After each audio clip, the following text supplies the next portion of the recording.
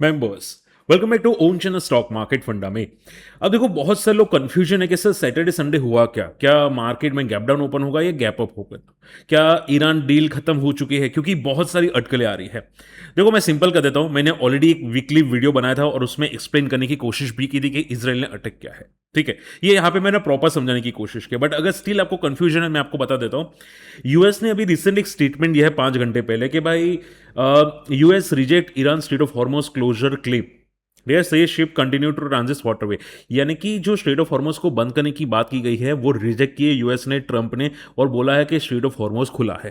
ठीक है, और ये वीकेंड पे बहुत ज्यादा वॉलेटिलिटी, इवन इवन जो यहाँ पे यूएस को धमकी दी थी ना ईरान ने कि भाई हम लोग बंद कर देंगे, फलाना कर देंगे, इवन वो लोग बातचीत करने के लिए रेडी वापस हो चुके हैं, बट उनकी शर्त यह है कि भाई हमला हम पे नहीं होना चाहिए।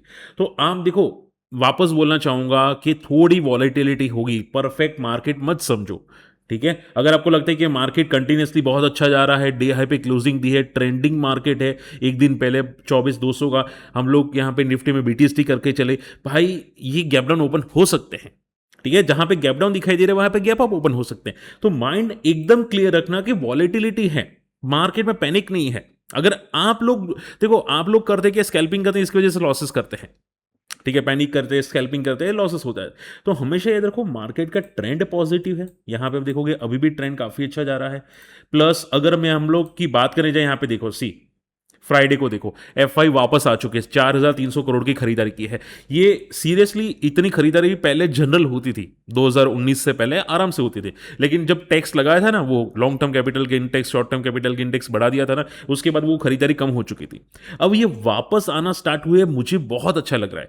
ये न्यूज डेफिनेटली पॉजिटिव है। तो आप ये समझो, एफआई वापस आ रहे हैं थोड़े बहुत, तो ज्यादा पैनिक नहीं होना चाहिए। चांसेस तो यही दिख रहा है कि स्टेबल ओपन हो सकते हैं। मैं ऐसा भी नहीं बोलूंगा बहुत ज्यादा गैप अप ओपन होगा, बस स्टेबल ओपन हो सकते हैं। बात समझ में आ रही है? सो बी रिलैक्स। और अगर पूछे सर निफ्टी में स्ट्रेटजी क्या रहेगी, ध्यान से सुनो। देखो, मोमेंटम बहुत अच्छी थी, लास्ट मोमेंट पे क्लोजिंग अपसाइड है, ये क्लियर है कि भाई बड़े प्लेयर इंटरेस्टेड है पॉजिटिव साइड पे। तो मान लो कि मार्केट स्टेबल ओपन होता है, तो साइडवेज होके कल सेकेंड हाफ में डी हाई की तरफ जाने की कोशिश कर सकता है मार्केट, और वापस 24,120 को टेस्ट कर सकता है। अगर ये गैप अप ओपन हुआ, मान लो कि भाई किसी तरह गैप अप ओपन हुआ ना, तो भाई ये जो गैप है ना वो फिल करने के लिए जाएगा, यानी कि मार्केट वापस 24,160 तक जाने की कोशिश करेगा। भले 50 पॉइंट का गैप अप ओपन हो, तो भी मार्केट 24,200 तरफ जाने की कोशिश करेगा। ठीक है, आप पूछो कि market sir market gap down open हो, तो मार्केट मान लो कि 23,920 के आसपास ओपन होता है, ठीक है, नीचे डे लो के आसपास ओपन होता है, तो थोड़ा सा सेलिंग प्रेशर आ सकता है, थोड़ा मार्केट 23,800 की तरफ जा सकता है, वहां पे सपोर्ट लेने की कोशिश कर सकता है, अगर गैप डाउन ओपन हुआ तो की बात है। आई बात समझ में? तो शॉर्ट एंड सिंपल में ये स्ट्रेटेजी होनी चाहिए आप लोगों की निफ्टी में, अगर आप देखते हैं, ट्रेड करते हैं तो। बात समझ में आ रही है? चलिए, ओके। एफ आई वापस आ चुके हैं, तो हम लोग देखो एफ आई का 3-4 दिन डेटा देखेंगे कि क्या एफ आई का डेटा पॉजिटिव आ रहा है कि नहीं, 1,000 करोड़ के ऊपर की खरीदारी आ कि नहीं। बट अगर आती है ना, ध्यान से सुनो, ध्यान से सुनना, अभी सीरियसली बोल रहा हूं, अगर एफ आई की खरीदारी 3-4 दिन लगातार पॉजिटिव आती है ना 1,000 करोड़ के ऊपर, आप ये समझ के चलो कि mid cap small cap index definitely life I को ब्रेक करने की कोशिश करेगा, और आपके म्यूचुअल फंड लाइफ आई को क्रॉस करने की कोशिश करेंगे। एंड देखो, फादर्स डे है, ठीक है, आपके आपके डेफिनेटली आपकी सन होगी, डॉटर होगा, तो उनके लिए कुछ छोड़ो एसआईपी में, म्यूचुअल फंड्स में। ठीक है, फादर्स का फर्ज निभाओ, म्यूचुअल फंड करो एक टाइम के लिए। ठीक है, आपको जो भी पसंद है, Indian mutual fund out of the, but market में म्यूचुअल फंड अभी भी अच्छा परफॉर्म कर रहे हैं।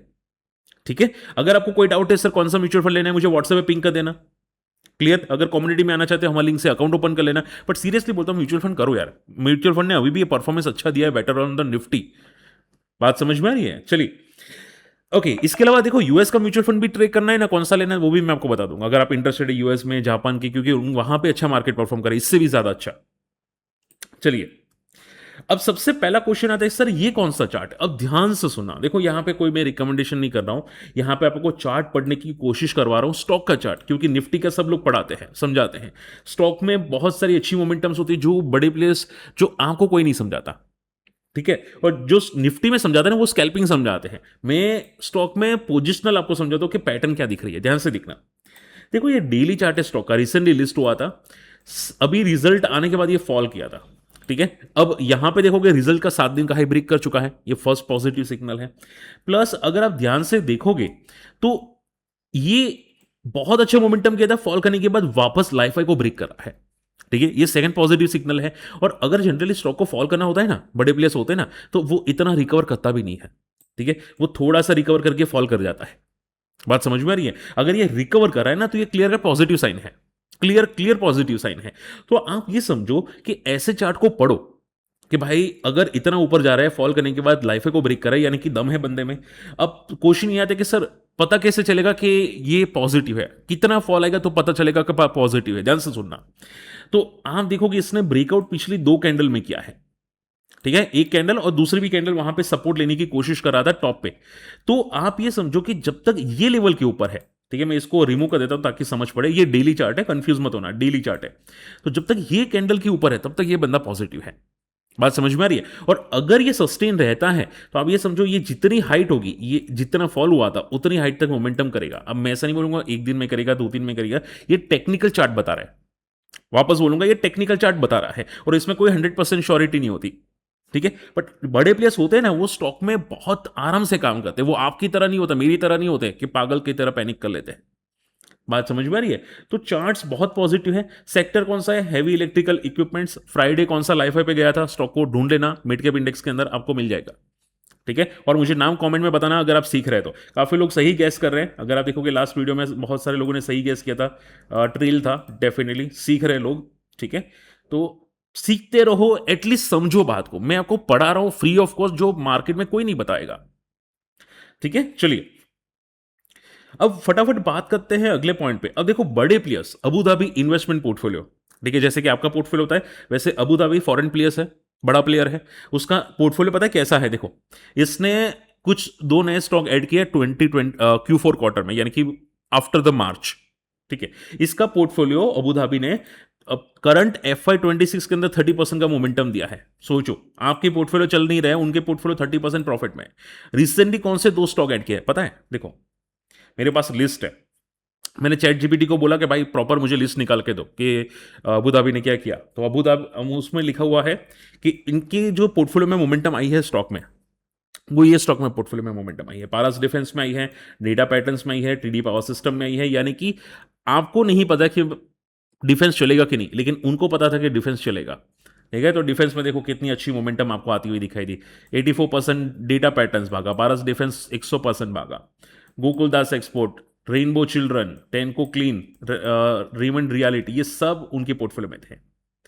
ठीक है, इसके अलावा अभी रिसेंटली पता है कौन सा 2 स्टॉक ऐड किया यहां पे? फर्स्ट सॉल्यूशन और कुफोर्ज। आप लोग डरते कि सर एआई इंडिया की कंपनी की बजा देगा, एआई कंपनी, आईटी कंपनी हमारी क्रैश हो जाएगी, फलाना हो जाएगी, ढिमका हो जाएगी। ये अबू धाबी जो बाहर की कंपनी है, वो इंडिया की कंपनी में भरोसा करे, और आप रिटेल लोग इंडिया की कंपनी में भरोसा ही नहीं करे कि इंडिया कचरा है, इंडिया की आईटी कंपनी कचरा है। भाई सोचो, बात समझ में आ रही है? तो पॉइंट यही है कि बहुत सारे आईटी कंपनीज इंडिया में क्रैश हो चुकी है, अब वो बेस बना रही है, वो ही मैं आपको समझा रहा हूं। ठीक है, मैं आप मुझे एफआई बोल सकते हैं कि भाई मैं उनका माइंड रीड करके आपको बता रहा हूं। तो आपका माइंड एकदम क्लियर होना चाहिए कि भाई ये आईटी कंपनी अच्छी है कि नहीं, फंडामेंटल स्ट्रांग है कि नहीं, क्या ये में ग्रो करी है कि नहीं। बातें क्लियर हो रही है? तो focus on the IT sector. आप, मैं इसको रिकमेंडेशन करूंगा आपको कौन करना है क्या करना है, बट आईटी कंपनीज काफी बॉटम आउट हो चुकी है, सेक्टर बॉटम आउट हो चुका है, टेक्निकल चार्ट पे सेक्टर में सपोर्ट है। ओके, चलिए बात करते हैं हॉरिजन की। अब देखो, हॉरिजन ऐसे में आईपीओ था, रिसेंटली लिस्टेड, यस्टरडे लिस्ट हुआ था, 47 प्रीमियम पे लिस्ट हुआ। इसके पहले एक सुशान इलेक्ट्रिकल्स था, वो भी अच्छा ग्री मार्केट था, वो भी 50% के आसपास कुछ लिस्ट हुआ। ठीक है, तो एसएमईज आईपीओ लिस्टिंग देते हैं, मैंने आपको पहले ही समझा, वो लिस्टिंग देते हैं। और किसी ने मुझे कमेंट भी किया था कि सर मुझे एसएमई आईपीओ लगा, मैंने वो शेयर भी किया था। ठीक है, मेरे जो फ्री टेलीग्राम, अभी टेलीग्राम बंद है एक आध दिन के लिए, बट यहाँ पे जो हमारा व्हाट्सएप चैनल है जहाँ पे अभी 300 जन ऐड हो चुके हैं, यहाँ पे भी मैंने शेयर किया था कि भाई एसएमई आईपीओस भी किसी को लगे हैं। बात समझ में आ रही? देखो यहाँ पे sir Sushan electrical IPO allotment मिल रहा है। ठीक है, तो वो एसएमईज भी लगते हैं, आप अप्लाई करोगे तो लगेगा ना, अगर अप्लाई नहीं करोगे, एसएमई नहीं लगते तो कैसे लगेगा? वो बंदे ने अगर अप्लाई नहीं किया होता तो क्या उसको लगता? ठीक है, तो सोचो, एसएमईज आईपीओ भी लगते हैं। चलिए देखो, हम लोग डर रहे थे कि भाई मानसून सीजन नहीं आएगा, मानसून सीजन नहीं आएगा। एमडी ने वार्न कर दिया कि भाई बहुत तगड़ा मानसून आने वाला है 23 जून को, यस 20, यानी 2-3 दिन के अंदर, और सबसे ज्यादा हैवी होगा नॉर्थ की जगह। ठीक है। 50 किलोमीटर पर आवर की स्पीड से थंडरस्टॉर्म होगा दिल्ली एनसीआर में। और सबसे अच्छा जो बारिश होगी माना जा रहा है कर्नाटका की साइड होगी, आसाम कर्नाटका, वहाँ पे बहुत तगड़ी बारिश होने वाली है। ठीक है, तो बी प्रिपेयर, मानसून बहुत धमाके से आ रहा है, पॉजिटिव मानसून है। और ये इंडियन कंपनी के लिए डेफिनेटली बेनिफिट है, विन विन बेनिफिट है। सो हम लोग जो अभी के लिए मानसून में डर रहे थे, अभी ज़्यादा है नहीं पैनिक। और जो मुंबई में पानी की कटौती है वो भी आई थिंक बहुत जल्द शायद शॉर्ट आउट हो जाएगी, क्योंकि मानसून बहुत तेजी से आ रहा है। ठीक है, डैम फिलअप हो जाएंगे तो पानी की कटौती भी कम हो जाएगी। अब देखो नेगेटिव एक न्यूज आ रही है रेडिंगटन के लिए कि भाई एप्पल अपने प्राइस बढ़ाने वाला है, और माना जा रहा है कि इंडिया का जो शेयर है आईफोन के अंदर वो कम होने वाला है। यहां पे आप देखोगे क्लियर कट, यहां पे डिमांड स्लो डाउन होने वाली है। देखो यहां पे लिखा हुआ है स्लो डाउन डिमांड होने वाली है आईफोन में, क्योंकि प्राइस बढ़ने वाला है। अब यूएस में आईफोन बहुत सस्ता भाव में मिलता है, जैसे कि यहां पे 20,000 का एंड्रॉइड मिलता है, वहां पे आप ये समझो उनके लिए 20,000 है आईफोन का प्राइस का। ठीक है, उनके लिए डॉलर्स में कमाना और डॉलर्स में खरीदना बहुत सस्ता होता है, बट इंडिया के लिए महंगा है। तो अगर प्राइस बढ़ती है कंपनी के लिए नेगेटिव साबित हो सकता है। तो थोड़ा कॉशियस रहना। ये वीकली में रेडिंगटन में पैनिक दिखने वाला है। कहां गया कहां गया, सी आप यहां पे फोकस कर सकते हैं रेडिंगटन के अंदर। एक टाइम पे बहुत अच्छा मोमेंटम करा था, यहां पे देखोगे 2022 से लेके 26 बहुत अच्छा मोमेंटम किया, स्लो मोमेंटम बट अच्छा था। बट अब यहां पे एक रेजिस्टेंस फेस करने की कोशिश कर रहा है रेडिंगटन, सो थोड़ा केयरफुल है ना, रेजिस्टेंस बहुत तगड़ा है। और ये news definitely IT iPhone companies के लिए नेगेटिव हो सकती है। ठीक है, चलिए। और लास्ट एंड नॉट लीस्ट, अब सबसे ध्यान से सुनना। माना जा रहा है कि एंट्रोपिक सीईओ ने क्लियर कट बोला है कि एआई कंपनीज इतने बबल में है, इतना बबल में है कि उन लोगों ने जितना स्पेंड किया है ना खर्चा एआई कंपनीज ने, अगर वो उतना रेवेन्यू जनरेट नहीं कर पाती तो प्रॉब्लम तगड़ी आने वाली है। एआई कंपनी ने क्लियर कट वार्न कर दिया है। लोग एआई को देखो, आप सभी लोग जानते हैं कि अगर स्टॉक का फ्यूचर अच्छा होता है ना, तो 400 के मल्टीपल, 400 की पी, 500 की पी, 600 की पी लोग देने के लिए रेडी हो जाते हैं, प्राइस टू अर्निंग रेशियो। ठीक है, बट अगर इतना प्रॉफिट नहीं आता तो क्या होता है, क्रैश हो जाता है। ये सेम एआई कंपनीज में है। एआई कंपनी प्योर बबल हो चुकी है, और अगर उतना रेवेन्यू जनरेट नहीं कर पाती जितना खर्चा करी है तो भाई फट के हाथ में आने वाली है। तो उल्टा ट्रेडिशनल आईटी कंपनी के लिए बेनिफिटेड है, और उसी की वजह से अबू धाबी ने एंट्री की है ट्रेडिशनल आईटी कंपनी कोफोर्ज और जो हम लोगों ने अभी देखा था फर्स्ट सॉल्यूशंस के अंदर। बात समझ में आ रही है? तो वो बड़े प्लेयर्स बहुत स्मार्ट होते हैं, हम लोग जैसे नहीं होते कि भाई भाई हर चीज़ में डर जाते हैं, ऐसा होगा वैसा होगा, यूएस ने स्ट्रेट ऑफ हॉर्मुज को बंद कर दिया है। वो स्मार्ट होते हैं। ठीक है, आप भी स्मार्ट बनो।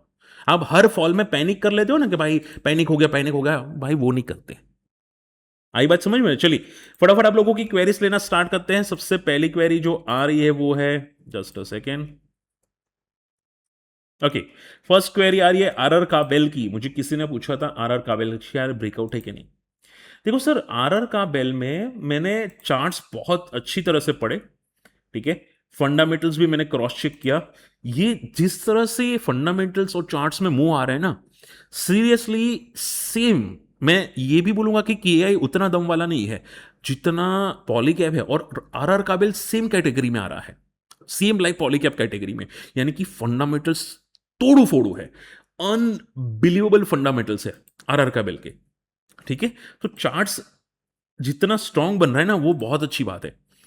बात समझ में आ रही? देखो इनका प्रॉफिट देखो, 500 करोड़ का प्रॉफिट लास्ट ईयर के अंदर, 300 करोड़ का प्रॉफिट था। बहुत तगड़ा तेजी से इनका प्रॉफिट ग्रो हो रहा है। डेट ना के बराबर है, कैश तो भर भर के कंपनी के पास है, कैश फ्लो।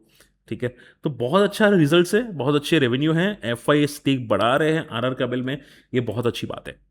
ठीक है, तो शॉर्ट एंड सिंबल में चार्ट्स बहुत स्ट्रांग है, ये स्लो एंड स्टडीली फंडामेंटल्स इसके पॉजिटिव हो रहे हैं, और चार्ट्स भी बहुत पॉजिटिव है। तो हाँ, आप बोल सकते हैं कि ब्रेकआउट है डेफिनेटली। ठीक है, आनंद राठी वेल्थ, इसमें भी सूर्यो जी ने क्वेश्चन पूछा था। आनंद राठी, देखो ये आनंद राठी क्या होती है, पोर्टफोलियो मैनेजमेंट फर्म्स है। ठीक है, म्यूचुअल फंड फर्म्स है। तो आप ये समझो इनके रिजल्ट डेफिनेटली अच्छे आएंगे, जितना हमारा नॉलेज बढ़ेगा मार्केट के अंदर। ठीक है, उनका उतना ही बेनिफिट होगा। मान लो कि भाई इंडिया में म्यूचुअल फंड में कितने लोग इन्वेस्ट करते हैं, 1%, 2%, 5%। यूएस में कितने करते हैं, ज़्यादा करते हैं। तो जितना इंडिया में लोग ये चीज़ को फोकस करेंगे ना, उतना ये बेनिफिट कंपनी को होगा। तो आज नहीं तो कल पॉजिटिव है। मंथली चार्ट पे चार्ट्स बहुत पॉजिटिव है, बिग बुल पैटर्न बना रहा है, जितना ऊपर जाता है उतना सपोर्ट लेके बाउंस कर लेता है। सो चार्ट, मंथली चार्ट पे बिग बुल पैटर्न बन चुका है। सो बी प्रिपेयर, माइंड क्लियर रखना। और हाँ, बोल सकते फंडामेंटल स्ट्रांग है और चार्ट्स पॉजिटिव है आनंद राठी के। यस, इट्स ब्रेकआउट जोन में आई थिंक है। इसके अलावा लास्ट क्वेरी है व्याश साइंटिफिक, आई थिंक क्वेरी थी, 2 दिन क्वेरी नहीं ली थी सेम सिटी की, जो उनकी क्वेरी ले लेते हैं। टर्म दोगला है, मुझे पता है सर टर्म दोगला है, बट पैनिक करने की जरूरत नहीं है, चार्ट्स एकदम पॉजिटिव है। देखो पैनिक करने के लिए बहुत सारे यूट्यूब चैनल वाले हैं, आप सभी लोग जानते हैं कि कौन कौन पैनिक करवाता है, यूट्यूब चैनल आप जाके क्रॉस चेक कर लेना, ठीक है। और जहां पे मैं पैनिक नहीं करवाता तो चार्ट्स में भी दिखता है ना, ठीक है। तो भाई पैनिक नहीं करना है, पैनिक करने के लिए और लोग बैठे हैं कि भाई ट्रम्प दोगला है फोगला है, वो करते रहेंगे। विशेष साइंटिफिक में देखो मैंने चार्ट्स स्टडी किया था सीरियसली, ठीक है। चार्ट्स बहुत लो वॉल्यूम्स वाले हैं, ड्राई वॉल्यूम्स वाले हैं, फंड मोमेंटम एकदम स्टक है। हो सकता है यहाँ पे एक ब्रेकआउट आपको दिखाई दे अगर ये रेंज ब्रेक करता है तो, बट एकदम स्टक है, स्लो मोमेंटम स्टॉक है, ठीक है। तो केयरफुल है ना, और बहुत ही वॉलेटाइल स्टॉक है, तो इसमें रिस्क बहुत बढ़ सकती है, सो बी केयरफुल। क्लियर। चलिए, होप आज का वीडियो पसंद है, वीडियो शेयर करना, चैनल सब्सक्राइब कर लेना, और कम्युनिटी में आना चाहते हैं हमारे लिंक से अकाउंट ओपन कर लेना। मिलते हैं अगले वीडियो में, बाय।